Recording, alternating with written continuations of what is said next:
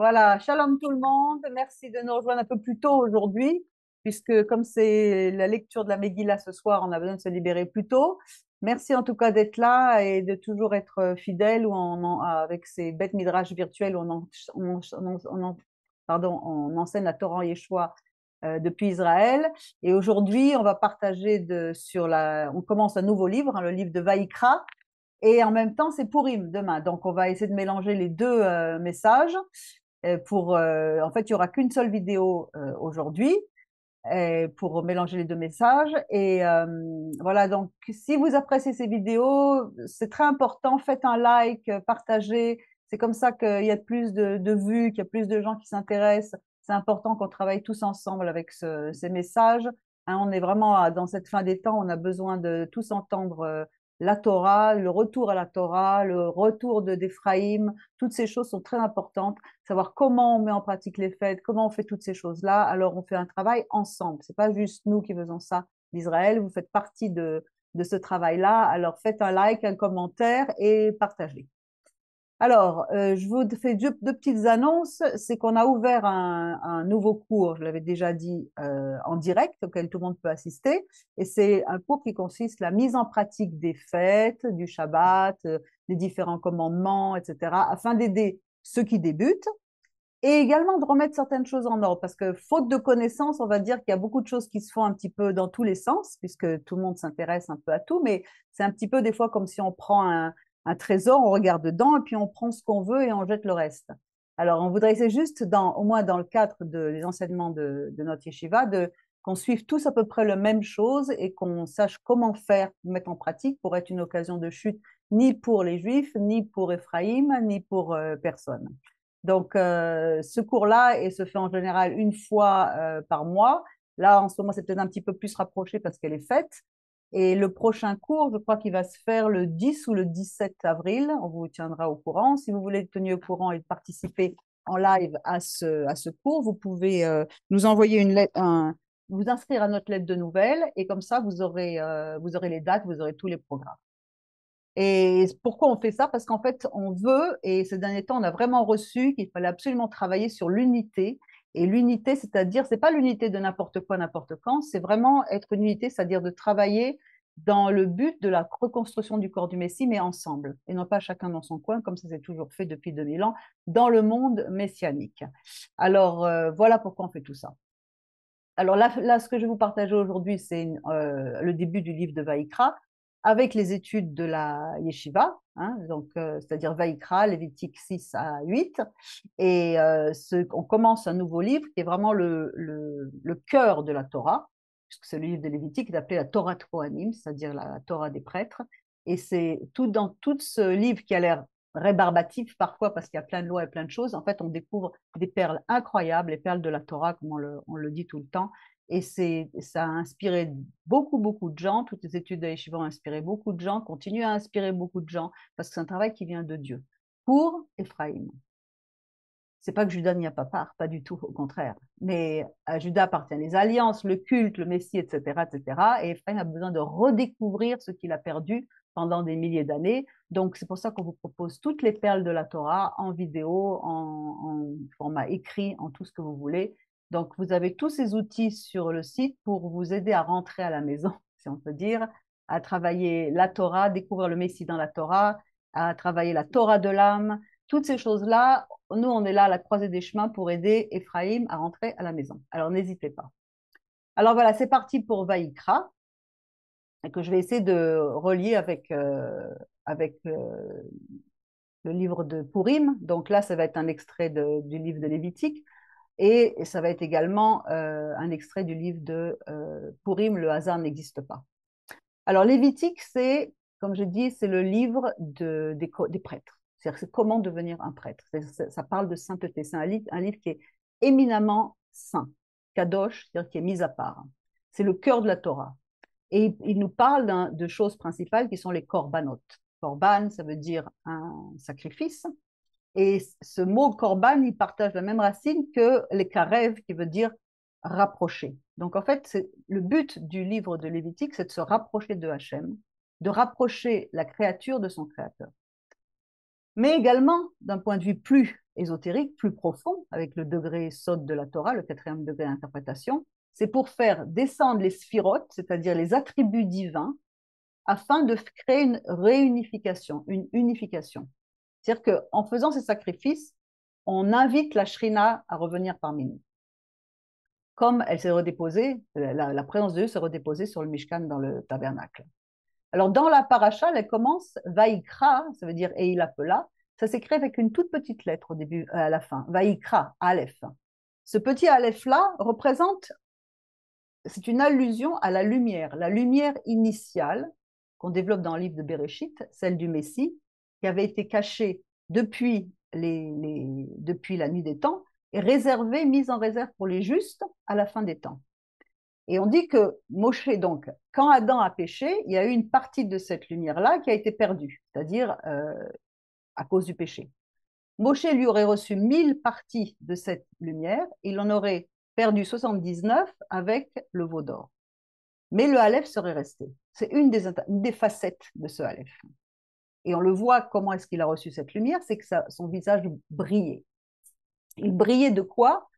De un des attributs divins supérieurs qui s'appelle Bina, c'est-à-dire discernement ou intelligence, comme on trouve par exemple dans le Proverbe 3,19, il est dit c'est par la sagesse, Chorma, ça c'est un des attributs de Dieu, que l'Éternel a fondé la terre, c'est par l'intelligence Tvuna ou Bina qu'il a affermi les cieux.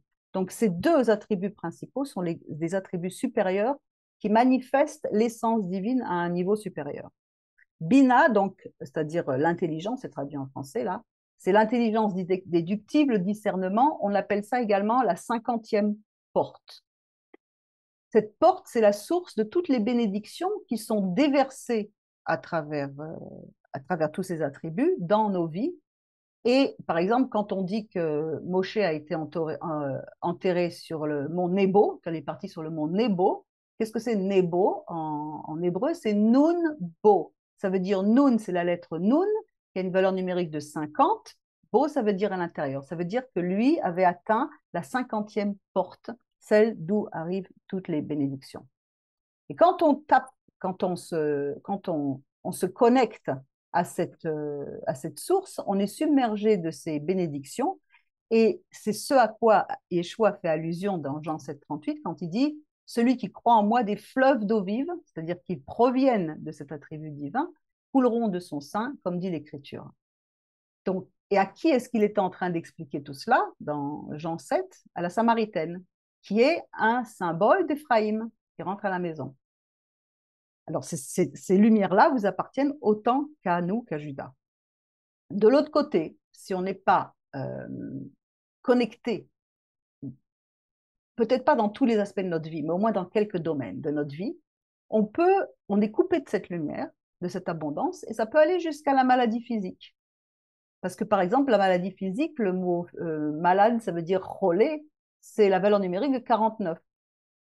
Qu'est-ce que c'est 49 par rapport à 50? Il manque 1. Et quel est le niveau qui manque? La lumière.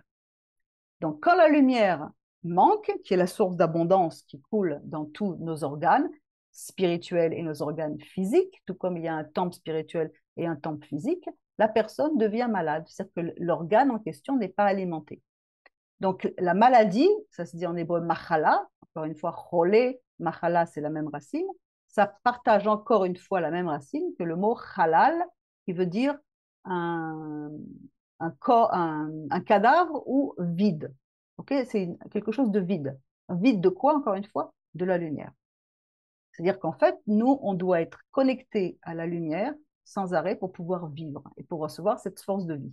Tout ça, c'est ce qu'on développe dans les cours de Tikkun Nefesh, dans les cours de guérison. On explique exactement comment réaligner nos canaux pour pouvoir recevoir cette abondance partout. Alors, quand c'est vide, qu'est-ce qui se passe? On appelle ce qu'on appelle les clipotes, c'est-à-dire les écorces, les mauvais esprits, si vous voulez, vous pouvez les appeler comme vous voulez, sont collés à ça et il y a des épreuves, des tests, des jugements qui viennent pour essayer même d'enlever cette abondance. Donc, ils pompent cette abondance. Et donc, on ouvre la porte à des choses mauvaises dans notre vie, des mauvais esprits, des choses comme ça, ou une impureté rituelle, c'est-à-dire ce qu'on appelle l'impureté rituelle. C'est-à-dire que quand on dit une impureté, en hébreu, ça se dit tum'a, qui est le même mot que atum, qui veut dire bloquer. C'est-à-dire qu'en fait, qu'est-ce que c'est que l'impureté spirituelle? C'est le blocage de la lumière. La lumière ne pénètre pas. Et à ce moment-là, il se passe des jugements, des épreuves dans notre vie, etc. On est déconnecté de la source. Et il y a donc une séparation qui se crée, et on dit que notre âme est en exil. Elle est en exil de quoi? De la lumière.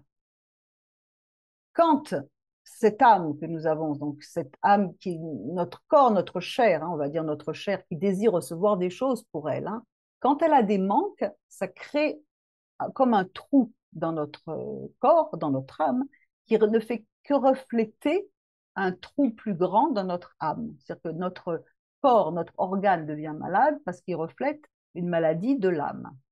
Donc, le gros problème, c'est pas l'âme, le gros problème, c'est notre chair. C'est notre chair qui est le plus gros problème parce que son manque euh, fait qu'elle va essayer de tirer de l'abondance, de la lumière, de la joie, du bonheur, quoi que ce soit, d'une façon des fois non autorisée. Pourquoi? Parce qu'elle a soif, elle a en ce manque-là, donc elle va essayer de tirer cette lumière, cette bénédiction, mais d'une façon qui ne correspond pas à ce que Dieu veut. Et donc, du coup, ça va se vider tout le temps et ça va jamais satisfaire les personnes. Par exemple, si quelqu'un a besoin d'amour, il va chercher cet amour d'une façon différente, dans plein de façons, et pas forcément les bonnes. Si quelqu'un manque d'estime personnelle, il va essayer de critiquer sans arrêt les autres pour avoir l'impression qu'il se sent plus haut que les autres, etc., etc. Ce dont tout le Nouveau Testament parle, c'est-à-dire les œuvres de la chair. Donc, on a besoin de transformer tous on appelle ça des dynimes, c'est-à-dire des thèses, des jugements, des choses qui sont dans notre vie, dans le côté pur. On a besoin de transformer de l'impureté à la pureté. Et par exemple, la peur, ça vient du côté impur, mais la sainte crainte de l'Éternel, ça vient du côté de la sainteté. Donc, il y a un équilibre à pouvoir remettre à chaque fois. Et si on ne fait pas ça, on est en déséquilibre et automatiquement, on n'est pas aligné pour pouvoir recevoir la lumière. Et quand on fait le contraire de ce que notre chair veut, à ce moment-là, on attire de la lumière. Donc, c'est un constant combat. On peut seulement avoir une victoire et être connecté à cette abondance que quand on arrive à soumettre notre chair, qu'on appelle en hébreu la nefesh béhémite, l'âme animale, notre chair, ce qui fait que le malade est celui qui manque, en qui il manque la lumière de la porte 50, d'accord? D'où Moshe était enterré au mont Nebo, parce que lui, il l'avait. Il était en santé parfaite, il était en pleine vigueur. Son corps n'avait pas été affecté par le péché, puisque, en fait, on voit qu'il a réussi à passer les épreuves, puisqu'on voit dans Deutéronome 34, il est dit, Moshe était âgé de 120 ans lorsqu'il mourut, sa vue n'était point affaiblie et sa vigueur n'était point passée. Il est né le 7 Adar, il est mort le 7 Adar. Il a fait un cycle complet. Parce qu'il a réussi à surmonter les œuvres de la chair. Et donc, qu'est-ce qui se passe? Ça nous emmène au livre de Lévitique, où, en fait, on a besoin de sacrifice. Donc, sacrifice, on a vu que c'était le mot korban, c'est-à-dire se rapprocher. Quand on est en exil loin de Dieu, on est déconnecté et on est dans le péché. Quand on a besoin de se rapprocher de lui, il nous faut un korban. Il nous faut on peut dire un sacrifice, c'est vraiment mal traduit, un korban, un objet qui nous permet de nous rapprocher, les carèves, se rapprocher, pour pouvoir sacrifier quoi? Les œuvres de la chair, tout simplement, sur l'autel. Alors, comment est-ce qu'on voit que c'est un combat? Parce que ce même mot de korban, qui vient de la racine kérev, ou freshbet, il a également la même racine que krav, qui veut dire un bataille, un combat. À la guerre, on va au Krav, c'est-à-dire que le Krav Maga, si vous avez entendu parler de ces méthodes de combat, Krav, ça veut dire à la fois combat, mais Krav Maga, ça veut dire se rapprocher et se toucher. C'est ça le Krav Maga, c'est-à-dire qu'on fait un rapprochement pour se toucher et empêcher les attaques, etc. Donc c'est à la fois un rapprochement et à la fois un combat. Ce qui veut dire qu'on a besoin de se battre, de mener le bon combat, comme il est dit, et de se battre pour les choses réellement importantes dans notre vie, qui ne sont uniquement, d'après toute la Bible, que le combat qui est entre la chair et l'esprit. La nefesh animale et la neshama divine, et l'âme divine, qui s'exprime exactement ce combat. Il s'exprime, entre autres, par Paul, quand il dit, car je ne fais pas le bien que je veux et je fais le mal que je ne veux pas. Parce que c'est notre chair qui est faite comme ça. quand on commence à avoir une compréhension de tout ce processus-là, qui s'appelle dans le jargon chrétien la sanctification, mais qui ne veut rien dire par rapport à quand on détaille exactement tout ce que ça veut dire. Mais quand on fait ce processus de sanctification et qu'on a des relations les uns avec les autres d'une façon cachère, ça veut dire quoi cachère encore une fois? Ça veut dire appropriée. Qu'est-ce que c'est que la nourriture cachère? C'est une nourriture qui correspond à notre corps et à notre âme. En hébreu, quand on dit je vais à la salle la salle de sport, on dit Ani olech la cheder kosher. Je vais à la salle de kosher. Kosher, ça veut dire qui convient à mon corps. Donc, quand c'est kosher, ça veut dire que ça convient. Ça a été prévu, c'est ce qu'on doit faire, c'est ce qu'on doit manger, c'est la façon dont on doit se comporter. Donc, quand on se comporte d'une façon kosher avec les autres, c'est-à-dire de recevoir dans le but de partager, et non pas d'être centré sur soi-même, sur ses besoins, sur ses désirs, sur toutes ceux du cœur que viennent les mauvaises pensées, les adultères, les ceci, les cela, toutes ces choses-là dont le Nouveau Testament parle sans arrêt. Quand on arrive à faire une bataille à toutes les œuvres de la chair, à ce moment-là, on se rapproche de l'Éternel et on se rapproche de la présence de Dieu qui nous fait nous réunifier et non pas être chacun dans son coin et faire ses choses chacun dans son coin pour ses propres désirs égoïstes et égocentriques. Et à ce moment-là, la lumière du Mashiach, parce qu'il est bien entendu question de la lumière du Mashiach qui est cachée pour les justes jusqu'à la fin des temps, elle se déverse dans tous les attributs divins et elle arrive et d'un seul coup, on se retrouve à recevoir cette abondance, comme Yeshua l'explique dans Jean 7,38, celui qui croit en moi, toujours à la Samaritaine, des fleuves d'eau vive couleront de son sein, comme dit l'Écriture. Donc ça vient de cet attribut divin, là-haut, Bina et plus encore. Et le Hari Akadosh, qui était un des grands commentateurs, un grand kabbaliste biblique, explique donc que la première récompense que nous allons avoir, quelle est la première chose que nous allons recevoir, c'est quand on lutte pour que notre essence, notre âme divine, qui nous sommes réellement, puisse d'un seul coup se manifester et rentrer à la place de ces désirs et de ces désirs de la chair qui nous empêchent de recevoir cette abondance. Et il nous dit que c'est là qu'on peut avoir justement cette abondance qui se déverse, comme il dit dans Deutéronome 20, lorsque tu iras à la guerre contre tes ennemis et que tu verras les chevaux, les chars, etc., tu les craindras point, et l'Éternel ton Dieu qui t'a fait monter du pays d'Égypte est avec toi. Il n'est pas écrit que nous devons combattre ses ennemis, les vaincre, etc. Il est dit, nous devons aller à la guerre avec eux. C'est-à-dire quoi? Il nous est demandé de vouloir désirer, de nous débarrasser des œuvres de la chair. Mais qui c'est qui nous aide? Ce n'est pas notre propre force, c'est le Créateur lui-même. Car l'Éternel, ton Dieu, qui t'a fait monter du pays d'Égypte, c'est-à-dire qui t'a fait sortir du niveau d'impureté le plus bas, parce que l'Égypte, c'était 49e degré d'impureté.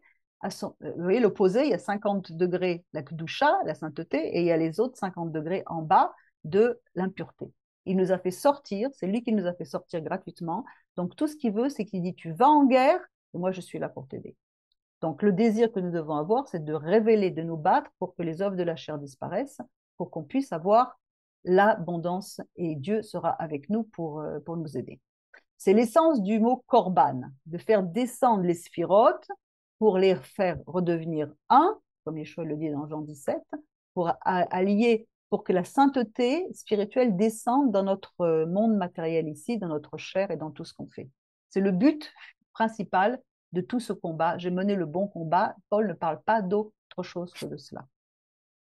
Et ce besoin d'unité, de réunification, qui en ce moment est une des onctions qui descend en ce moment sur la terre, malgré tout ce qui se passe, c'est le besoin de réunification pour redevenir un, comme il dit dans Jean 17 très clairement, ce n'est pas pour eux seulement que je prie, mais encore pour ceux qui croiront en moi par leurs paroles, afin que tous soient un, comme toi, Père, tu es en moi, et moi que je suis en toi, afin que eux aussi soient un en nous, et pour que le monde croie que tu m'as envoyé. Le monde va croire que Yeshua est envoyé si nous sommes un. Si nous ne sommes pas un, on va dire c'est pareil que d'habitude, il n'y a rien de nouveau, rien de neuf sous le soleil, tout le monde est divisé, chacun fait ses trucs de son côté. Chaque année, Nous avons donc cette opportunité en ce moment à Purim, parce que nous sommes à Purim. Alors, il y a plein de moments dans l'année, mais Purim, c'est quelque chose de très particulier, parce que c'est lié à Amalek, dont on va parler après. Chaque année, on a l'opportunité de se corriger soi-même. C'est-à-dire qu'en fait, le mot Shana, en hébreu, ça veut dire année, ça a la même valeur numérique que Sphira, qu'un des attributs. Ça veut dire que chaque année, donc chaque sphira, chaque attribut de Dieu se manifeste en nous petit à petit quand on décide de vouloir aller à la guerre pour combattre ses ennemis avec l'aide de Dieu. Donc on a des opportunités de changer tous les ans. Donc ces corbanotes, ces sacrifices, qui sont à la fois rapprochement et bataille, sont toujours une mesure de miséricorde. Il faut bien comprendre, c'est de la grâce pure. La grâce, ce n'est pas quelque chose qui a démarré dans le Nouveau Testament, ça fait partie de l'essence même de Dieu depuis le début. C'est pas on ne parle pas de loi pour tuer les animaux, tout simplement, ça n'a rien à voir avec ça. C'est une grâce. On va voir pourquoi. Le culte des corbanotes, donc, ça opère ce rapprochement de l'homme et de son créateur. Pourquoi? Parce qu'encore une fois, c'est le péché qui divise et qui désunit, alors que le corban rapproche. Mais il y a un combat.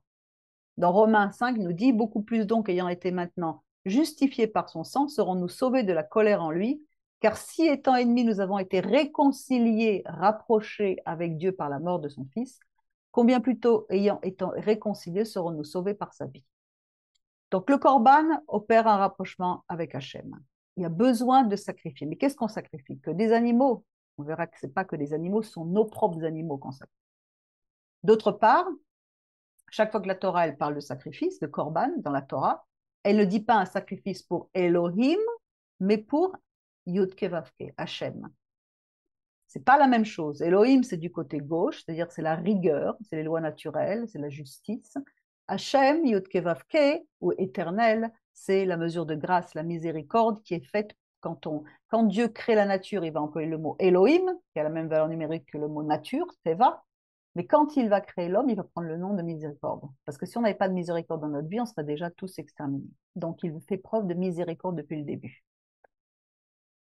Par exemple, dans les 13 attributs de miséricorde que l'on retrouve dans Exode 34, 6, il le dit, et l'Éternel, Hachem, Yod-Kevavke, passa devant lui et cria, Hachem, Hachem, Éternel, Éternel, Dieu miséricordieux, faisant grâce, allant à la colère et grand en bonté et en vérité.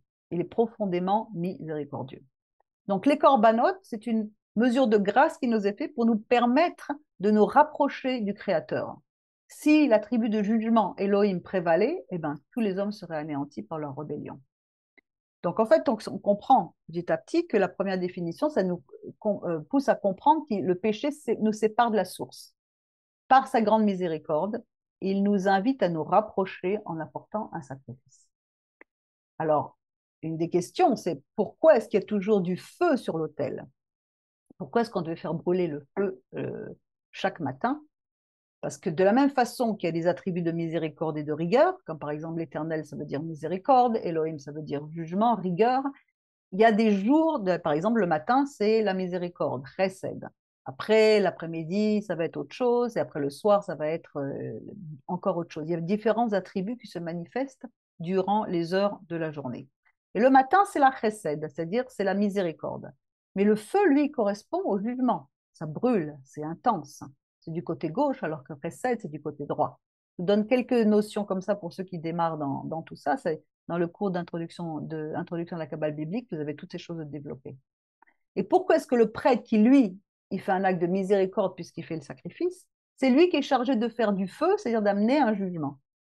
Donc il y a ce contraste, et puis je partage un passage du Zohar qui associe le feu au jugement. Le feu, partout où il brûle, représente le jugement. Le Kohen, le prêtre, est du côté droit de la miséricorde, et qui est éloigné du côté gauche, qui lui représente le jugement. Et le feu est également lié à la colère. Un prêtre n'est jamais impliqué dans un jugement sévère, d'accord, de rigueur, puisqu'il il opère un rapprochement avec l'Éternel. Mais ici, c'est lui qui doit faire en sorte que le jugement, c'est-à-dire que le feu qui va consumer le sacrifice, s'embrase pour le monde. Donc, comment ça se fait? Alors, la personne, c'est qu'une personne qui pêche, elle embrase sa propre chair. ses propres os, avec le feu de son mauvais penchant. C'est les passions qui brûlent dans vos membres. Vous demandez, vous ne recevez pas. Vous ne recevez pas. Pourquoi vous ne recevez pas? Parce que c'est à cause de la passion qui sont dans vos membres, qui vous consument. Le mauvais penché, il est enraciné dans l'esprit impur, qui habite une personne quand elle est dans le péché. Par exemple, si on se laisse aller à la colère qui est complètement en relation avec le feu, eh bien, on appelle ça de l'idolâtrie. Pourquoi? Parce qu'une personne est furieuse, elle est consumée par sa colère brûlante au point de perdre le contact avec la réalité, avec toute chose. De même, quelqu'un qui est égoïste, on dit que c'est un idolâtre parce qu'il n'a de place que pour lui-même dans son cœur. De même, quand on dit qu'on est dans la plaie des ténèbres, c'est quoi la plaie des ténèbres? C'est qu'on ne voit pas l'autre, on voit que soi. Toutes ces choses-là, c'est partie du côté gauche, dont on veut se débarrasser. Cet esprit impur, qu'il s'agisse du pécheur lui-même ou bien de la source dont il est issu, ne se consume pas ou ne s'efface que dans les flammes de l'autel. Il faut un jugement pour le détruire. Donc les flammes brûlent toute cette impureté et toutes les sortes de mal, parce que c'est un feu qui consume le feu saint du sacrifice qui consume le feu impur des passions et de toutes ces choses. Et donc le Cohen qui, lui, vient du côté droit, il doit comprendre qu'il fait un acte de miséricorde quand il va aider à préparer ce feu qui va consumer tout le mal dans le monde et dans notre chair.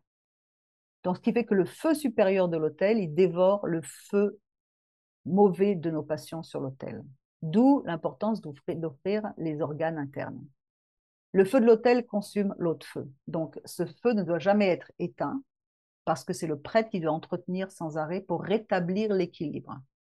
C'est toujours ce combat entre la chair et l'esprit, ce combat, ce feu constant qu'on essaie d'éteindre, c'est ce dont Paul parle sans arrêt dans toutes ses épîtres. Donc, encore une fois, on développe tout ça dans le cours de Tikkun HaNefesh, dans la formation de restauration de l'âme et dans les groupes de guérison. Alors, en fait, l'étude donc, des différents korbanot au pluriel, korban, ça nous montre que dans l'étude de la Yeshiva, par exemple, on montre comment Yeshua a accompli chacun des sacrifices. Là, je ne développe pas ici, je développe un autre point ici, mais quelque chose que je vous montre, c'est que par exemple, à quoi ça servait les sacrifices? À éveiller le cœur de l'homme. C'est-à-dire qu'en fait, l'animal qui était offert en sacrifice, il subissait quatre formes de peine de mort. Encore une fois, les animaux qui sont sacrifiés, ce sont nos propres passions. Parce que des fois, on peut avoir un zoo dans notre tête. On peut d'un seul coup être violent comme un lion, ou alors on peut être doux comme un agneau, ou alors on peut être perfide comme un serpent. On a des animaux dans notre chair, dont on a besoin de mettre sur l'autel. Donc, éveiller le cœur de l'homme, l'animal subissait les quatre formes de peine de mort. Qu'est-ce que c'était que ces peines de mort? Je ne vais pas citer tous les versets par manque de temps. Tout ça, c'est dans les études aussi, mais il était jeté par terre, ça correspondait à la peine de lapidation. Il était ensuite égorgé, ça correspondait à la peine de mort par l'épée. La gorge était tenue fermement, ça correspondait à la peine de mort par strangulation. Et enfin, l'animal était brûlé au feu, ça correspondait à la mort par brûlure. Tout ça, on retrouve dans le livre de Lévitique, partout. En regardant l'animal qui subissait les différentes étapes du châtiment que la personne aurait dû subir à sa place, puisqu'en fait, elle offrait un sacrifice pour ses propres péchés. La personne était prise de remords et elle devait changer de comportement. Et cet animal, ensuite, il fallait déclarer verbalement également que l'on consacrait cet animal pour qu'il devienne une offrande. Donc, l'animal était abattu, on lui coupait l'œsophage et la trachée, c'est-à-dire le tube digestif et la trachée. Ensuite, son sang était répandu sur les parois de l'autel et ensuite une partie de la graisse de l'animal était prélevée et brûlée dans une autre flamme, dans une flamme au sommet de l'autel. Tout ça pour susciter une prise de conscience et pour engendrer une repentance, un retour, vouloir désir se reconnecter à l'Éternel parce que le péché avait séparé. Et ce qui fait qu'en plus, après l'imposition des mains sur la tête de l'animal, représentait une identification du pécheur à l'animal, un transfert de faute. Et le pécheur s'identifiait à l'animal, la faute passait sur l'animal qui se substituait au pécheur. L'animal mourait ensuite à la place du pécheur. Tout ça par miséricorde, encore une fois. Alors, on pourrait dire, il n'y a pas de pitié pour les animaux. C'est une autre histoire, un autre volet de cette histoire avec des enseignements très très profonds là-dessus, pourquoi les animaux étaient consacrés à l'Éternel. C'est pas des animaux, c'est un sacrifice offert à l'Éternel, c'est un animal dont le degré, le niveau d'âme s'élève complètement, parce qu'il est consacré à l'Éternel. Donc en fait, ce qu'on comprend dans tout ça, c'est qu'on doit sacrifier l'animal qui est en nous. Et il y avait trois parties de l'animal qui pouvaient être brûlées. La graisse, il y avait les reins, les organes internes. Tous les organes internes qui représentent notre chair profonde. Il y a l'extérieur, mais il y a l'intérieur. Ces trois organes, comme le foie, les reins et la graisse, ça représentait le, le siège des péchés dans la chair. La graisse, tout ce qui est graisse, c'était, ça nous endort, ça nous fait nous centrer sur nos plaisirs et ça emmène à la rébellion contre Dieu. Les reins, c'est le siège des émotions, des décisions, on fait qu'à sa tête. Et le foie, c'est la source de l'orgueil, de l'amertume, de la colère. Toutes ces choses-là doivent être sacrifiées sur l'autel. Donc, pareil, il y a d'autres choses sur lesquelles on lutte contre les aspects animaliers, comme par exemple, donc qui correspondent à ces trois organes-là, la paresse, la colère, l'égocentrisme, les dépendances, les dépressions, la malhonnêteté, toutes ces choses, l'impureté, toutes ces choses, tout ça c'était compris et décortiqué dans toutes les offrandes d'animaux, et tout c'était un plan écrit pour maîtriser toutes ces impulsions et briser leur caractère sauvage, pour pouvoir se consacrer à l'Éternel et pour que notre âme charnelle, la chair, meure devant notre esprit, notre âme divine. Et à ce moment-là, on peut devenir encore un autre animal, cette fois-ci l'agneau de Dieu, qui lui a été justement offert en tant que sacrifice pour réparer toutes ces choses-là. Mais lui, il n'avait pas d'âme animale sauvage à sacrifier. C'était un agneau. Ce n'était pas un lion, un loup, un serpent. C'était un agneau qui était pur et innocent. Et c'est pour ça que nous avons été rachetés. Et donc, au nombre des passions, entre autres, on voit, il y a toutes ces choses-là, ce dont on a parlé depuis le début, au début, sortir de la volonté de recevoir uniquement pour soi, qui est la source d'impureté maximale, qui empêche la lumière de pouvoir se déverser. Pourquoi? Parce que Dieu donne sans arrêt. Donc, si on ne fait que prendre sans jamais redonner ou partager, on est dans la forme d'impureté rituelle la plus haute, qui s'appelle Tum'a, qui est encore la même chose que Atum, qui veut dire bloquer. Quand on est dans le devoir avec des motivations qui ne sont pas pures, dans tout ce qu'on fait, dans tout ce qu'on recherche, on bloque la bénédiction. Pourquoi? Parce qu'on est dans la volonté de recevoir pour soi, non pas pour les autres.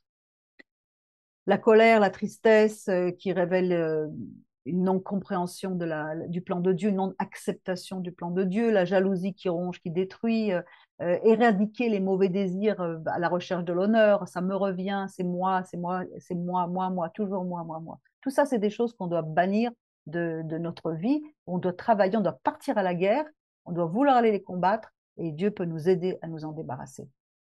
Le manque de compréhension des autres, le manque enfin, toutes ces choses-là.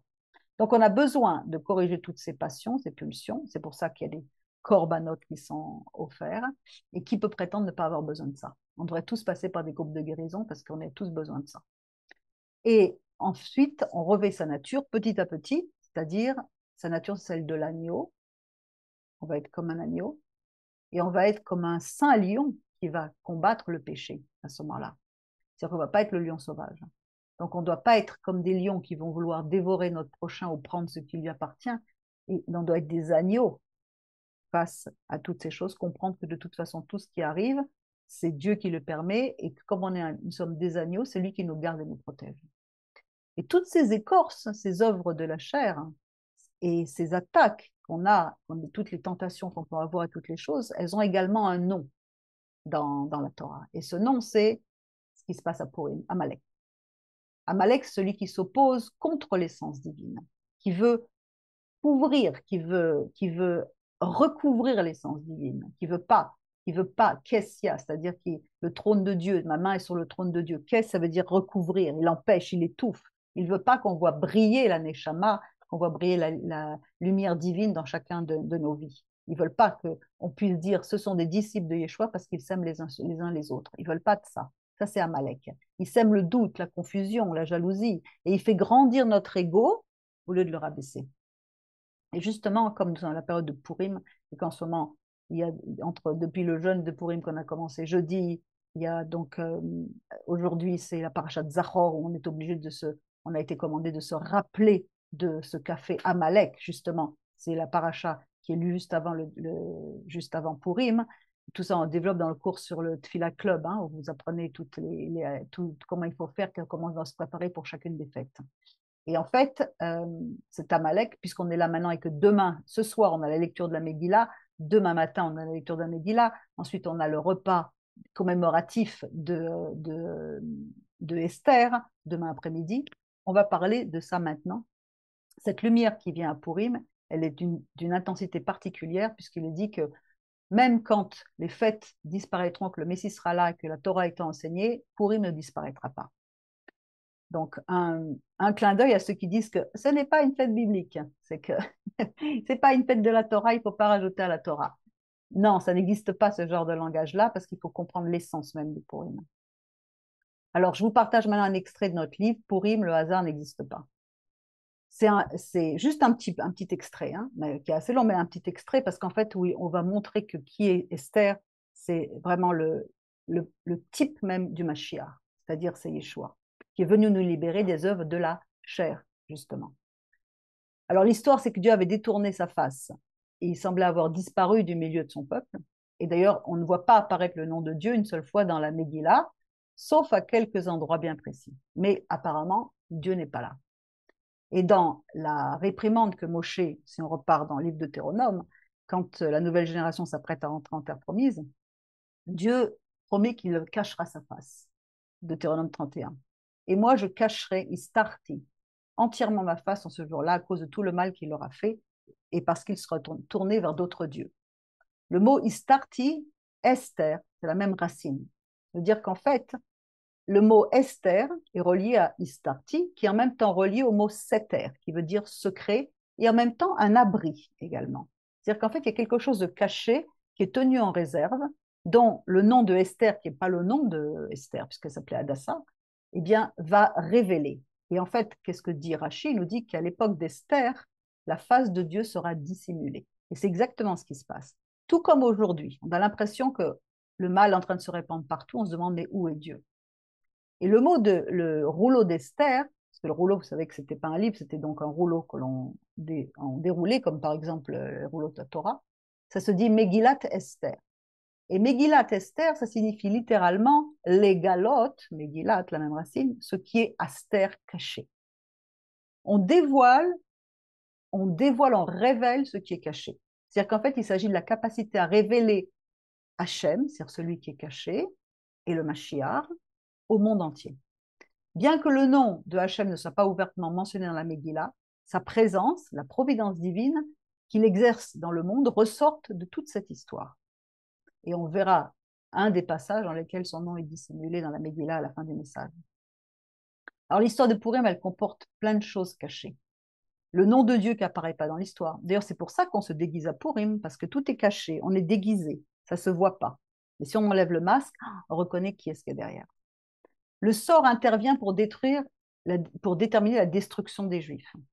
L'identité d'Esther va rester cachée jusqu'au dénouement de l'intrigue, elle ne va rien dire. L'intervention de Mordechai et Mardoché pour sauver le roi du complot. Le calcul de la fin des 70 années de captivité qui est lui-même mystérieux puisqu'ils se sont trompés. La présence d'Amalek qui est derrière Haman. Et il y a plusieurs choses imprévues qui étaient prévues par contre qui se sont complètement inversées. Une femme juive doit épouser contre son gré un roi païen, incirconcis. Elle est choisie à la place de toutes les autres jeunes filles du royaume qui, elles, désiraient épouser le roi. Le roi va contre son propre règlement, il va tendre son sceptre à la reine qui n'est pas invitée. Mardoché, c'est Mordechai en hébreu, est élevé à la place de Haman. La potence qui est destinée à Mordechai est réservée pour Haman. Le décret de tuer les Juifs est inversé, ce seront les Juifs qui vont se venger de leurs ennemis. Et le 14 de Hadar, c'est-à-dire demain, devient un jour de festivité au lieu de deuil. Et donc là entre un personnage qui s'appelle Haman. Après ces choses, Esther 3, le roi Roche-Véroche, Assuérus, agrandit Haman, il devient l'homme le plus puissant du royaume, après le roi, fils d'Amedata l'Agagite, et il l'éleva et plaça son siège au-dessus de tous les princes qui étaient avec lui. Donc Haman, c'était un des conseillers du roi. D'après les écrits traditionnels, c'est lui qui aurait conseillé au roi d'envoyer la lettre pour faire cesser les travaux du temple à l'époque, pour la construction du deuxième temple. Et il vouait une haine implacable aux Juifs. Donc c'était carrément existentiel chez lui. Plus que n'importe quoi, il haït les Juifs, il haït Judas, il haït le témoin de Dieu. Il est écrit qu'il était fils d'Agag. Qui c'était qu'Agag? On le sait très bien. Et de toute façon, vous devez tous le savoir maintenant, vous avez dû entendre beaucoup d'enseignements sur Purim. Agag, c'était le dernier des rois d'Amalek. 1 Samuel 15:8. Et il prit vivant Agag, roi d'Amalek, et détruisit entièrement tout le peuple par le tranchant de l'épée. Mais le problème, c'est que le roi Shaoul a failli au commandement d'exterminer Amalek comme il était commandé dans la Torah. Quand tu seras entré en terre promise, tu effaceras la mémoire d'Amalek. Tu te souviendras de ce qu'il t'a fait quand il t'a surpris par derrière les plus faibles et qu'il t'a refroidi. Tout ça, c'est dans le texte hébreu. Et donc, Agag a pu, cette nuit-là, engendrer une descendance, physique ou spirituelle, peu importe, ce n'est pas le but, mais avant qu'il soit exterminé par le prophète Samuel, qui va justement mettre fin à ça. Amalek, qui c'était en fait au départ, Amalek, c'était un descendant d'Ésaü, fils d'Éliphaz, frère de Tsépho.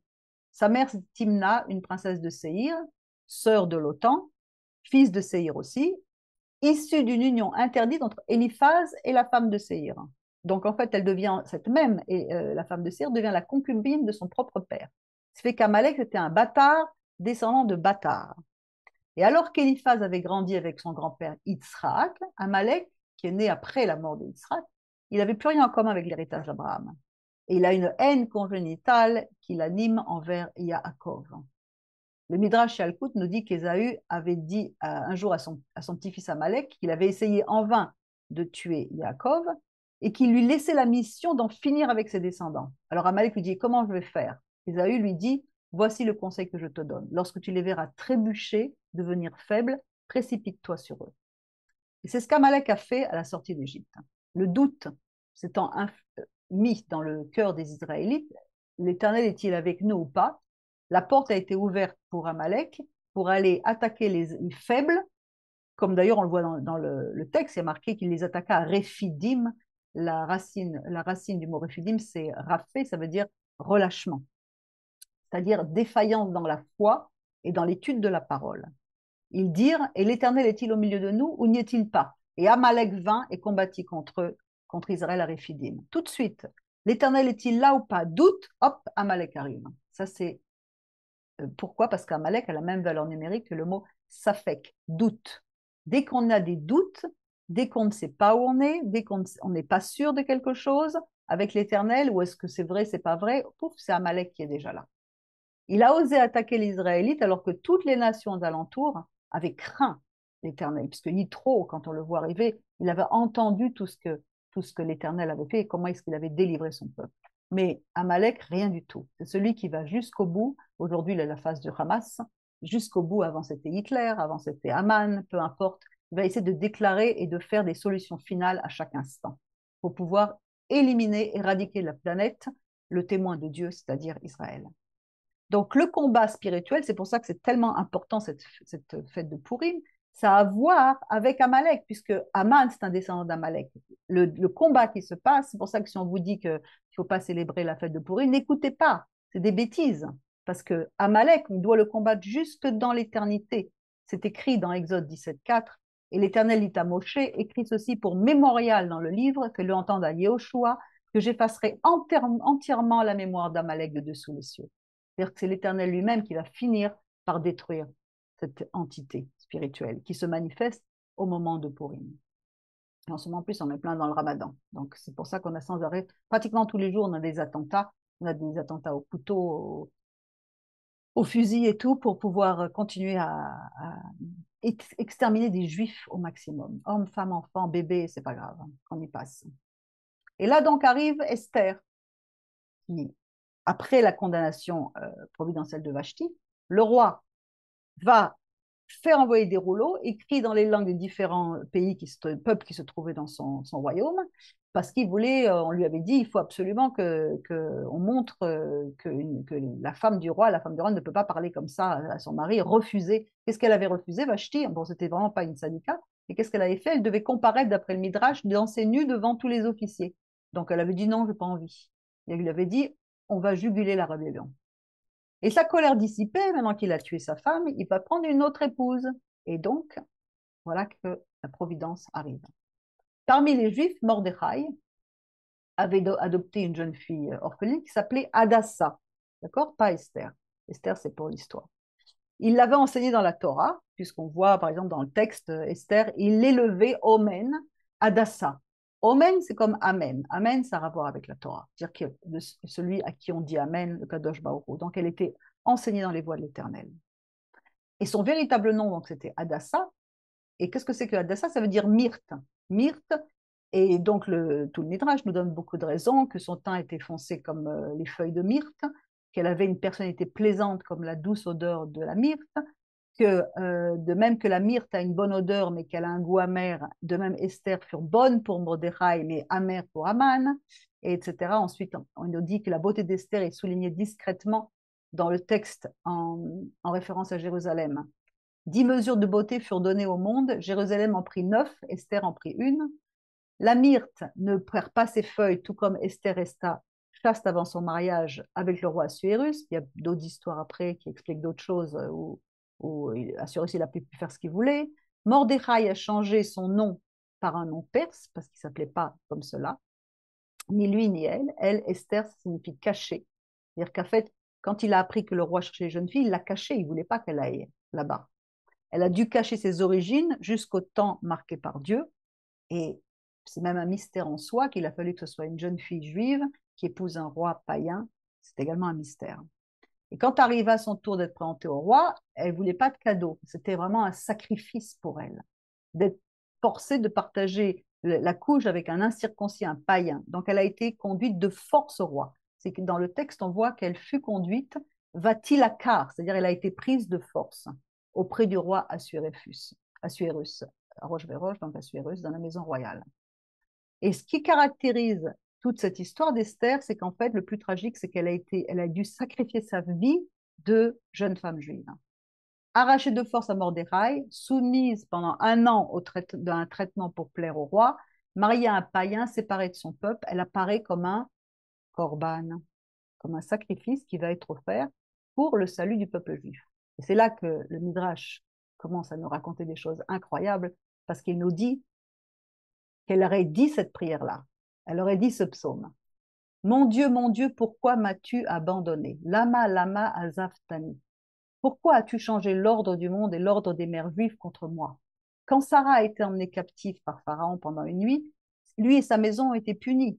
Moi, j'ai été mise dans les bras de cet homme malfaisant pendant si nombreuses années et aucun miracle ne m'aidait. Moi, j'ai gardé les 3 commandements qui sont pour les femmes, à savoir Afrashatrala, c'est-à-dire de séparer la part du Kohen dans la fabrication des halot du Shabbat, Adlakat Nerot, c'est-à-dire d'allumer les bougies de Shabbat, les lois de pureté familiale, les lois de Nida. Pourquoi m'as-tu abandonné? Donc, rien qu'en entendant ce psaume, c'est absolument incroyable de voir comment ce korban commence déjà à se dessiner, à être le korban que, bien entendu, le sacrifice du Mashiach nous évoque. Elle a été l'outil de sacrifice utilisé pour la destruction d'Aman, et prête à donner sa vie, elle a amené la délivrance de tout le peuple juif et la transformation du deuil en joie. Et c'est exactement une image extraordinaire de notre Messie qui récite à la croix le psaume 22. Mon Dieu, pourquoi m'as-tu abandonné? Lama, lama, sabartani, en araméen cette fois-ci, se tenant loin de mon salut, des paroles de mon rugissement. Donc l'histoire d'Esther, elle commence à nous dévoiler le combat spirituel, dont l'issue, ça va être le règne du Mashiach sur la terre d'Israël. Le 3e jour du jeûne, c'est-à-dire qui tombait un jour de Pessah, ou le lendemain, ça dépend des sources, elle met ses atours de reine, elle se présente devant le roi au risque de sa vie, puisqu'elle n'avait pas été invitée. Et il arriva au 3e jour qu'Esther se revêtit de son vêtement royal, malchout, et se présenta dans la cour intérieure de la maison vis-à-vis du roi, et le roi était assis sur le trône de son royaume dans la maison royale. Le mot qui est utilisé ici, vêtement malchout, ça signifie royauté, souveraineté. Selon le Talmud, le mot ne fait pas allusion aux vêtements, mais à une royauté spirituelle, celle du roi HaKodesh. C'est-à-dire que le roi HaKodesh revêtit Esther, qui priait, comme l'indique le mot, elle se tenait debout, Esther se tenant debout au Medet, comme la Hamida, la prière qu'on récite 3 fois par jour, qui est la forme la plus haute de prière, la station. Ou bien quand il est dit dans Luc, je crois, et ce pharisien se tenant debout récité. C'est la Hamida, la prière. Et le miracle se produit, elle entre dans ses revêtues du roi HaKodesh, elle trouve grâce aux yeux du roi. On ne peut pas, évidemment, ne pas comprendre qu'après 3 jours de jeûne, le roi Kodesh l'habite et d'un seul coup, elle trouve grâce et le miracle se produit. Qu'est-ce qui s'est passé pendant 3 jours? C'est la même chose. Yeshua est allé prêcher en prison, dans les gardes spirituelles pour aller sauver les âmes. Il a fallu 3 jours. Le Rav Shaul est resté 3 jours dans le noir d'une prison spirituelle aussi pour réaliser la puissance de la lumière divine qu'il avait rencontrée quand il a dit « Mais pourquoi me persécutes-tu? Je suis Yeshua. » Et pour souligner le parallèle frappant avec le Messie, le Midrash raconte que lorsqu'Esther se tenait dans la salle royale, la présence divine, donc le roi HaKodesh l'accompagnait, mais quand elle entra devant le roi, cette présence se retira devant toutes les idoles qu'il y avait et elle cria « Mon Dieu, pourquoi m'as-tu abandonné ?» Et encore, ne t'éloigne pas de moi quand le malheur est proche, il n'y a personne pour m'aider. Elle cite encore le psaume 122. Et dans Matthieu, bien entendu, 27, quand il a pour un moment été déconnecté pour pouvoir faire cette œuvre de purification du péché du monde entier, de toutes les œuvres de la chair et de toutes les œuvres diaboliques, il dit, vers la 9e heure, Yeshua s'écria d'une voix forte, Eli, lama sabachthani, c'est-à-dire, mon Dieu, pourquoi m'as-tu abandonné? Ce qui a été absolument incroyable, c'est que cette année, pour Purim, à cause de ce qui s'est passé le 7 octobre, il y a 2 jours, il y a eu une prière générale le jour du jeûne d'Esther, justement, le jeûne du jeûne d'Esther. On se retrouve dans la même configuration, elle se présente devant le roi. Et Shema Israël a été récité par des centaines de milliers de personnes sur la surface de la planète, où il y avait des juifs, des chrétiens, de tout le monde est venu en tous réciter en même temps, et ils ont récité le psaume 22, Lama, Lama, Sabartani, Lama, Lama, Azaftani, ils l'ont fait en hébreu. Donc ils ont invoqué la mesure de grâce qui est reposée sur le Messie pour pouvoir demander à Dieu de libérer les otages, de cesser la guerre, ou du moins de protéger nos soldats, pour qu'un miracle ait lieu à Purim et que tout ce que ce Haman veut encore nous faire sous la forme maintenant de Hamas se transforme pour notre bien d'une façon ou d'une autre, même si ce n'est pas demain, ça va se faire. Qu'est-ce qui se passe? Hachem entendit les pleurs de son peuple et l'intercession d'Esther qui se tint comme Yeshua entre les vivants et les morts, couronné du Roi Kodesh, de la Shrina. Et le Père tendit la main, donc le Père tendit la main, et Israël trouva grâce à ses yeux. Esther, c'est Israël. Et le miracle va se reproduire, il se reproduira jusqu'à la fin. Et là, on est en train de marcher à grands pas vers cet enfantement qui arrive. C'est presque la fin des douleurs de l'enfantement. Quand il nous dit, je répandrai sur la maison de David et sur les habitants de Jérusalem un esprit de grâce et de supplication. Ils regarderont vers moi celui qu'ils auront percé et ils se lamenteront sur lui comme on se lamente sur un fils unique. Il y aura de l'amertume pour lui comme on a de l'amertume pour un premier-né. Et pour conclure, encore quelques minutes, Aman, Hameler, le roi, c'est la même valeur numérique, comme Kesya, c'est-à-dire le trône de Dieu. Il sera rendu complet, qui sait, Adonai, que lorsque la mémoire d'Amalek sera complètement effacée. Donc Aman, qu'est-ce qu'il fait? Il essaie de prendre la place de Dieu. Mais c'est en fait Dieu qui se cache derrière Aman, car c'est Dieu qui permet tout. Il n'y a pas de Aman ou de Hamas ou de Hitler qui fait ce qu'il veut. C'est Dieu qui est derrière. Alors on a du mal parfois à saisir cette loi des contraires, mais on doit faire confiance, c'est ce qu'on doit faire dans ça. Donc Aman, qu'est-ce qu'il a fait? Il est venu de son plein gré. Il a repenté le mal au service de Hachem, tout comme le Satan vient devant dans le livre de Job, qui lui dit tu peux faire ça, mais tu ne peux pas faire ça. Il n'est que son serviteur. Mais par ses actes, et ceux du monde entier en ce moment, qu'est-ce qu'il fait? Il ne fait en fait que dévoiler petit à petit la puissance de Hachem, qui se cache derrière tout ceci, qui est masqué pour l'instant. Et si la Megillah ne révèle pas le nom de Hachem, il apparaît en filigrane plusieurs fois dans le livre d'Esther, comme par exemple ici. Je vais vous faire un partage d'écran. Le voilà. Et Esther répondit, si le roi le trouve bon que le roi vienne aujourd'hui avec Haman, Yavo Ameler ve Haman Hayom, Yud Hei Vav Hei Adonai, il est là. Qu'il vienne ici, qu'il vienne, qu'ils viennent, qu'ils s'approchent, qu'ils aient des plans, qu'ils fassent ce qu'ils veulent détruire, qu'ils veulent faire le gouvernement mondial, qu'ils veulent faire ceci, détruire le peuple, c'est Dieu qui se trouve derrière. Il n'y a personne d'autre qui fait les choses à part Dieu.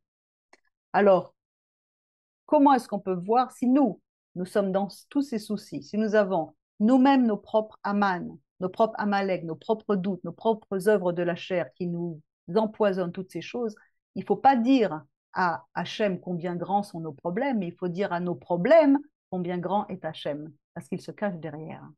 Par le sacrifice rapprochement de notre Mashiach, on peut combattre et la nature animale dans nous et la nature animale dans le monde, et ne plus jamais douter de l'œuvre qu'il accomplit dans nous et dans le monde.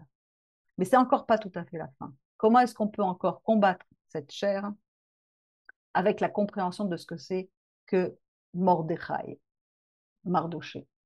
En fait, c'est une traduction araméenne de Mordror.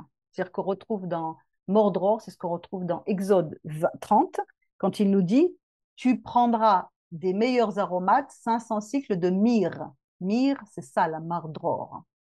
Et tu feras avec cela une huile pour l'onction sainte. C'est-à-dire qu'en fait, cette composante particulière de myrrhe et qui est là pour la construction, pour la fabrication de l'huile shemen. Donc le mot huile, c'est l'huile d'onction dont on n'a pas le droit de reproduire, qui était l'huile d'onction hyper sainte pour le temple. Cette huile shemen, elle est reliée au mot neshama, qui veut dire l'âme. Donc qui elle-même, elle vient d'un niveau supérieur, qui vient de la sagesse, des attributs par les cieux, il a fondé la sagesse, les cieux et la terre par la sagesse et l'intelligence. Vous vous souvenez le verset qu'on a cité plus haut. C'est-à-dire que cette myrrhe est pure, doit servir pour la fabrication de cette huile. Elle représente une lumière qui vient encore plus haut, qui vient même de la couronne, de l'attribut supérieur de l'Éternel, et qui brille sur le peuple quand il veut se connecter à ce peuple. On voit encore dans le Cantique des Cantiques, je me suis levé pour l'ouvrir à mon bien-aimé, et de mes mains a dégoûté la myrrhe, de mes doigts la myrrhe a répandu sur la poignée du verrou. Cette lumière particulière, que le Cantique des Cantiques, c'est un cantique de rapprochement entre Israël, une lettre d'amour entre Israël et Akadosh Baruch Hu. Donc on ne dit pas que c'est Mordechai, on dit c'est la chose Mordechai, c'est-à-dire cette huile sainte, cette myrrhe qui compose cette huile sainte, qui est reliée à notre âme, de qui vient la lumière divine d'en haut, c'est-à-dire une illumination spéciale qui vient du niveau de la couronne sur l'arbre de vie, du niveau le plus haut. Et de plus, la valeur numérique du mot Megillah, c'est 78, qui est 3 fois 26, qui est la valeur numérique de Yud Kevavke, c'est-à-dire Adonai, la lumière supérieure qui est en haut. Et cette illumination, cette lumière va constamment briller pendant les jours de Purim et jusque dans l'éternité, parce qu'elle représente la lumière du Mashiach qui a été cachée dès les premiers jours de la création pour laisser place au soleil, pour être réservée et mise en réserve pour nous les justes à la fin des temps. C'est pour ça qu'on dit que Purim, c'est encore plus grand que Yom Kippourim. Parce que cette lumière, elle sera là tout le temps. Purim, Yom Kippourim sont deux fêtes qui sont reliées. Mais cette lumière cachée qu'on appelle Or Ganouz, elle donne son énergie. Elle a été mise de côté pour nous pour la fin des temps. Elle apporte de l'espoir. C'est elle qui est en train de descendre et de se révéler de plus en plus. Et comment est-ce qu'elle est venue, cette lumière à Purim? Parce que les gens ont jeûné, ont voulu, ont créé un vase pour pouvoir recevoir cette lumière. Quand on veut, quand on désire la lumière de l'Éternel, on crée un vase pour que la lumière puisse venir se déverser. Et cette lumière, c'est la lumière du Mashiach, dont on doit vouloir bien plus encore, parce qu'on doit aller débarrasser notre vase de tout ce qui est les œuvres de notre chair, de tous nos doutes, de toutes ces choses-là. C'est pour ça qu'on a associé le psaume 22 à la reine Esther, parce qu'il s'agit de l'onction du Mashiach. Tout est à propos de lui, et tout va être tourné du mal en bien. C'est pour ça qu'on dit Amen, l'esprit et l'épouse disent bien, que celui qui entend dise bien, que celui qui a soif vienne, que celui qui veut prenne de l'eau de la vie gratuitement. Alors, Amen à tout ça, que tout se transforme en bien très vite, et nous avons tous les outils pour lutter contre cet Amalek, l'ennemi de nos âmes. Merci de votre écoute. Shalom.